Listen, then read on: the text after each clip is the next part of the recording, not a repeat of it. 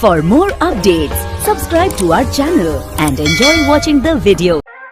काजे जादव जी का विचार बा?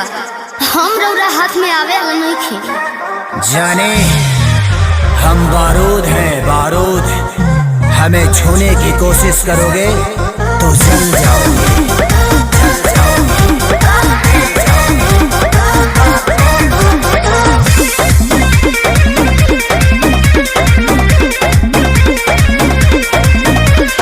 गुंडा कर दे बाबू तोहर चले नहीं। अच्छा